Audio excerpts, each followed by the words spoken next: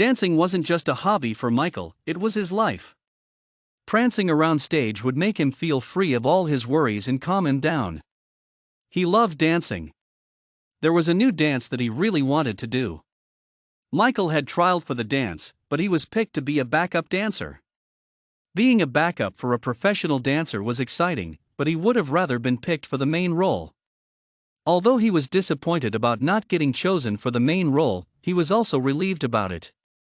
This would give him the perfect opportunity to have a break from dancing for a while and go on a holiday. Michael drove past McDonald's and started to sing as his favorite song came on. He would be driving around the east coast of the South Island in New Zealand. Turning right, he saw a sunrise setting directly in front of him. Orange and yellow beams streaked across the sky, creating a purple glow. The light, taking over the sky like a virus dominating the world, it rose ever so slowly. The water below the sun winked at the car Michael was driving and trees attempted to block the sun out, but it was no use. Michael pulled over to a small bench sitting between two trees. The trees bent over the water while the sun bounced off every wave. Michael pulled out his camera and took shots of the sunrise before it disappeared. The sun was Mother Earth's silent alarm clock, which woke even the slightest thing.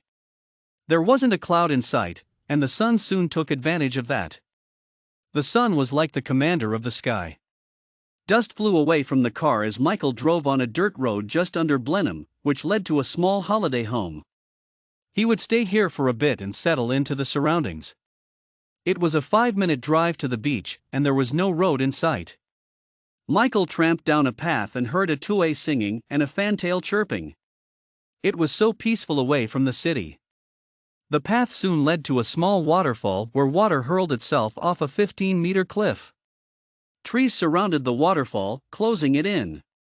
The hidden beauties of New Zealand were some that most people had never seen. Making his way over to the rocks, he undressed and changed into his togs he had brought along just in case. He dived in.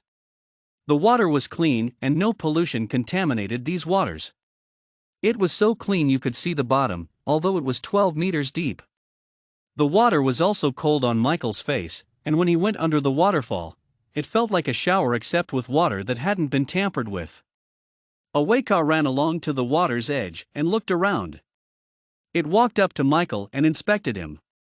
Then it placed its beak in the water and started to drink. Suddenly a noise was heard. Michael jerked his head in the noise's direction and saw a New Zealand fur seal pup. The pup jumped into the water and swam around Michael. The idea of how wildlife in New Zealand just walked up to you fascinated Michael. The seal pup then dived under the water and touched Michael's feet as it did so.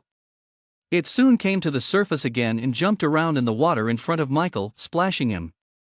The seal pup obviously wanted to play, so Michael chased the seal, and it dived and jumped in the water as if it was playing tag. Soon Michael got tired and swam over to the shallow water to rest. The seal did too. Another noise was heard. It was of course the seal's mother arriving back from hunting. New Zealand fur seals left the pups in small pools to keep them safe while they went off to hunt. It was a normal thing for them to do. The mother fur seal looked at me suspiciously and called to her child. The pup ran to her, and they waddled off together back to the beach.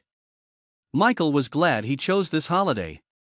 It wasn't just fascinating to see all this wildlife, but it was also fun just hanging out with nature's surroundings. New Zealand truly was a special place.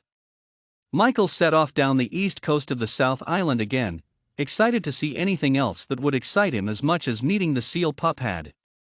His next stop was Christchurch.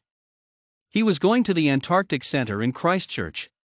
He would see the New Zealand blue penguin. It was the smallest penguin in the world, but was just as fascinating as all the others, if not more so. Michael strolled into the building with a grin on his face. He walked through to the reception and paid for his visit before walking on through. There were billboards up about Antarctica and New Zealand expeditions. Michael finally got to the penguins. They were tiny. Their size was about 30 centimeters tall. The size of an A4 piece of paper. They waddled around looking out at all the faces and leaped into the water at such skill. Blue penguins dived in and out of the water like a bus system. They reminded Michael of the fur seal and how it dived around him playfully. The next exhibit was a room where you could feel what a blizzard felt like. It was cold and windy inside, and there was real snow. It felt almost real if there were no walls of the room. Michael flew home in a plane. He was actually glad that he hadn't been picked for the dance because he had enjoyed the holiday he had had. New Zealand was truly the place to go for a holiday. It had beauty, fun leisure activities, cool wildlife, and overall a great and enjoyable holiday.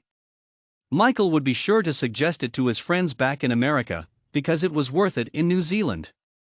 He had also seen that he had missed out on a lot of other activities as well, not just in the South Island of New Zealand, but also in the North Island.